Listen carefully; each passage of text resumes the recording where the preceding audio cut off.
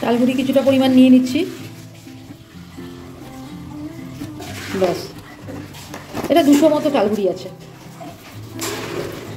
এবার এতে আমি গরম জলটা ঢালছি, একদম ধোঁয়া ওঠা গরম, অল্প অল্প করে ঢালছি। প্রথমে আমি চামচ দিয়ে একটু ঘুরিয়ে নেব, তারপর যখন হাতে দেওয়ার মতো অবস্থা হবে তখন হাত দিয়ে মাখবো। এইভাবে আমি মেখে নিচ্ছি। এখন দুধ পুলি করব, তার জন্য আমি এইটা রেডি করে নিয়েছি। পুরটা এটা হচ্ছে আমার খোয়া, এর মধ্যে আমি পাটালি গুড় দিয়ে মিষ্টি করে নিয়েছি। এইটা পুর দেবো আমি, তারপরে দেখাচ্ছি। এখানে জল গরম বসিয়ে দিয়েছি, গরম জল দিয়ে আমি চালগুড়িটা মেখে নেব। এবার আমি চালগুড়ি মাখবো আর কি। গরম জল করা হয়ে গেছে, এবার একে একে আমি দেখাচ্ছি। চালগুড়ি কিছুটা পরিমাণ নিয়ে নিচ্ছি। ব্যাস, এটা 200 মতো চালগুড়ি আছে। এতে আমি গরম জলটা ঢালছি, একদম ধোঁয়া ওঠা গরম, অল্প অল্প করে ঢালছি। প্রথমে আমি চামচ দিয়ে একটু ঘুরিয়ে নেব, তারপর যখন হাতে দেওয়ার মতো অবস্থা হবে তখন হাত দিয়ে মাখবো।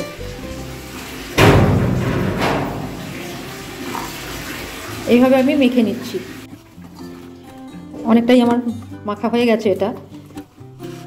আর আমার খোয়া রয়েছে কিন্তু 200 গ্রাম। দেখি কতটা হয়, এতে অল্প পরিমাণে হলেই হবে।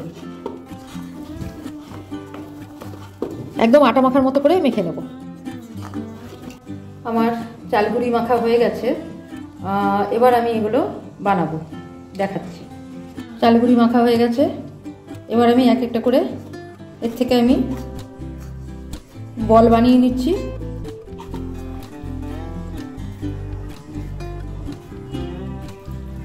যতক্ষণ জলটা, নতুনদের উদ্দেশ্যে বলছি, যতক্ষণ জলটা গরম থাকবে ততক্ষণ কিন্তু এটা হাতে লেগে লেগে যাবে। জলটা এখন ঠান্ডা হয়েছে, এখন ঠিকমতো হচ্ছে আর কি। হ্যাঁ, এবার এরকম বল বল করে নিয়ে ফিরে আসি। এগুলো আমি বানিয়ে নিচ্ছি। আর একটা কথা বলি, একটু হাতে একটু জলও নিয়ে নেব। যেহেতু এটা ক্ষীর পুর দেবো, সেই জন্য কিন্তু বডিটা আমি একটু, এটা টিপস, হ্যাঁ, বডিটা একটু মোটা বানাতে হবে, কারণ ক্ষীর কিন্তু গরম ভাব পেলেই ও কিন্তু গলে বেরিয়ে আসতে চায়। এই যে ক্ষীর পুর দিয়ে দিচ্ছি, ও গলে বেরিয়ে আসতে চায়, সেই জন্য একটু এই যে বাইরের খোলসটা, এটা আমাকে একটু মোটা করতে হবে।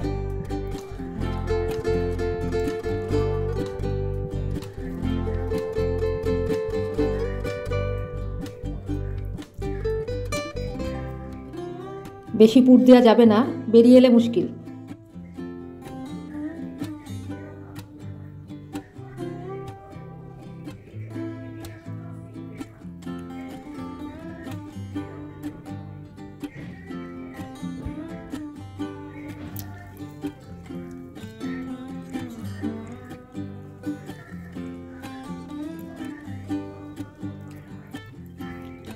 মুখগুলো বন্ধ করে দিতে হবে এইভাবে,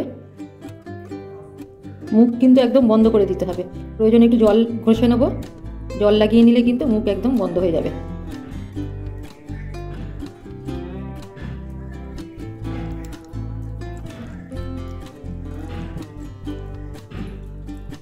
ব্যাস, এভাবে একটু শেপটা দিয়ে দেবো ঠিক মতো।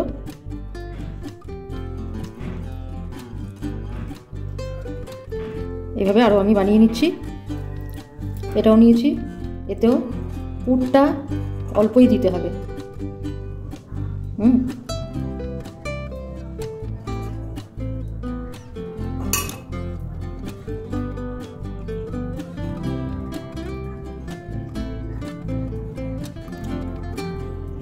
এইভাবে মুখটা চেপে দিতে হবে।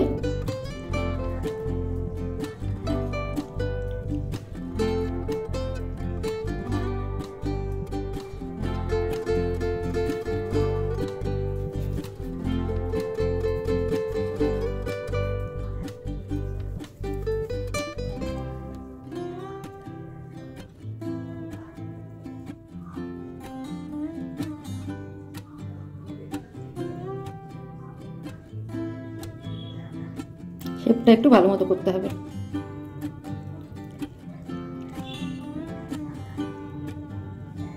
এরকমভাবে শেপগুলো বানিয়ে আমি বাকিগুলো করে আমি ফিরে আসছি।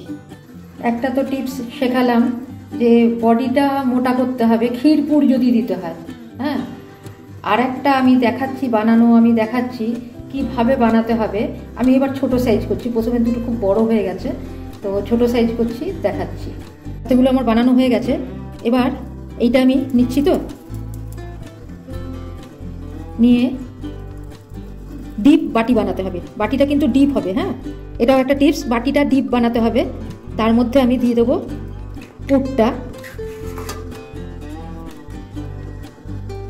পুরটা একটু অল্পই দিতে হবে, তা নাহলে বেরিয়ে এলে মুশকিল আছে। এবারে আমি কিন্তু এই মুখের এই ধারটা আর এই মুখের এই ধারটা এইগুলোকে টেনে এনে বন্ধ করব মুখটাকে, ঠিক আছে। এইভাবে দুটো, এই সাইডের একদম ধারেরটা আর আবার এই দিকেরও ধারেরটা। কেন আমি বলছি, নতুনদের উদ্দেশ্যে এগুলো বলছি, কারণ আপনি যদি এইখান থেকে চাপ দেন তাহলে কিন্তু এই নিচের থেকে যদি চাপ দিয়ে এটা মুখ বন্ধ করতে চান তাহলে কিন্তু এইটা উঠে আসবে, ভেতরের পুর যেটা ক্ষীর সে উঠে আসবে এবং বেরিয়ে যাবে। সেই জন্য ভেতরের পুরটাকে কোনো রকম ডিস্টার্ব না করে আমি এগুলো যেমন তেমন যাই হোক শেপ দিয়ে নিচ্ছি। তারপরে আস্তে আস্তে আমি একে শেপ দিয়ে নিলাম। এবার মুখটা ভালো মতো আমি বন্ধ করব, জল হাত দিয়ে বন্ধ করতে হবে, ঠিক আছে। আপনারা যখন করবেন বেশি পরিমাণে হলে পরে কিন্তু এটা একটা ভেজা কাপড় দিয়ে ঢেকে রাখতে হয়, তা নাহলে এটা শুকিয়ে যায় আর কি, হ্যাঁ। চালগুড়ি শুকিয়ে যায়। আর আমি কিন্তু ওখানে জল গরম বসিয়ে দিচ্ছি গ্যাসে, ব্যাস। এটা আমার ছোট সাইজ, বেশি পরিমাণে করছি না। এটা আবার দেখছি বড় সাইজ হয়ে গেছে, যাই হোক। এটা বড় হয়ে গেছে, আমি দুটো করছি। এটা আমি দেখিয়ে দিলাম টিপসগুলো, গোপন টিপস কিছু। এগুলো আমি ঝাঁঝরি বাটিতে বসিয়ে নিয়েছি। এবার দেখাচ্ছি, আমি গরম জল করতে বসিয়ে দিয়েছি। পরিমাণে গরম জল নিয়েছি, অল্প পরিমাণে, কারণ এটা আমাকে এর ওপরে বসাতে হবে, ঠিক আছে। এবার এটা আমি ঢাকা দিয়ে দিচ্ছি, এইভাবে ঢাকা দিয়ে দিচ্ছি। আর একটা টিপস বলি যে শিম মাছে দিয়ে জলটা গরম করবেন, কিন্তু যখনই এগুলোকে দিয়ে দেবেন তখন আঁচটা একটু বাড়িয়ে দেবেন। আঁচটাকে প্রথমে একটু বাড়িয়ে দিতে হবে, হ্যাঁ। তাহলে কি হবে, ও এইভাবে কামড়ে ধরবে, হ্যাঁ। ও কিন্তু মানে খুলে যাওয়ার চান্স থাকবে না, এতে ধরবে জিনিসটা। ফুটন্ত জলটা যখন ফুটে উঠবে, হ্যাঁ, জলটা যখন ফুটে উঠবে তখনই কিন্তু এটা করতে হবে, মানে দিতে হবে আর কি। ওই জল গরম বসিয়েছি আর এটাও বসিয়ে দিলাম সেটা করবেন না, ঠিক আছে।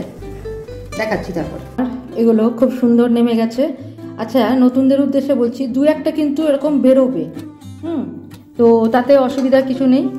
এই যে এরকম নারকেল পুর দিয়ে করলে পরে কিন্তু এটা খুব ইজি হয়, কিন্তু যখনই খোয়া দিয়ে করা হবে তখনই কিন্তু খোয়া যত গরম ভাব পাবে না, ও কিন্তু গলতে শুরু করে। ওই জন্য আমি প্রথমেই বলে দিয়েছিলাম যে বডিটা মোটা করতে হবে। যাই হোক, এগুলো আমার খুব সুন্দর হয়েছে। এবার আমি পরের স্টেপে আসছি।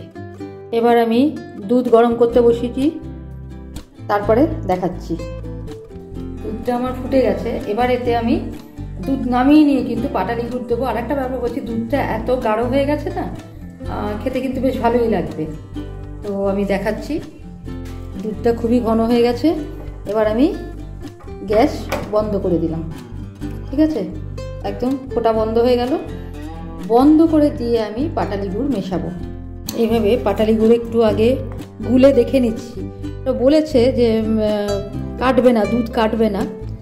আর একটা ব্যাপার কি, আমি তো বলছি যে আমি এখন মানে নিজের বাড়িতে নেই, তো এখানে ফ্রিজ ট্রিজ কিছু নেই, নতুন রিপেয়ার করা হচ্ছে বাড়িটা, তো যার জন্য পাটালি গুড়টা ফ্রিজে রাখা নেই। ভালোই আছে পাটালি গুড়টা, সুন্দর গলে গেল, দুধ কাটলো না। এবার আমি আন্দাজ মতো মিশিয়ে দেবো। এই যে দুধ কাটেনি, নতুনদের জন্য বলছি, প্রথমে একটু কোনো পাত্রতে আর কি তুলে নিয়ে দেখতে হয়, গুলে নিয়ে দেখতে হয় দুধটা কাটছে কিনা। দুধ যেহেতু কাটেনি, এবার আমি এটা দুধেতে মিশিয়ে দেবো, গরম দুধে এবার এটা মিশিয়ে নেবো আর কি। তো এগুলো তো নতুনরা কিন্তু শিখবেন, হ্যাঁ, যে এটা একটা চ্যালেঞ্জ হিসেবে নেবেন যে সবসময় তো নারকেল দিয়ে করা হয়, নারকেল দিয়ে কিন্তু কোনো রিস্ক নেই। আর হচ্ছে ছানা দিয়ে করা যায়। আর সুজি পুর আমি কখনো করি না, তো ন্যাচারালি এখন ক্ষীর দিয়ে আমাদের বেশি করা হয়, কারণ নারকেলটা ঠিক সহ্য হচ্ছে না আর কি।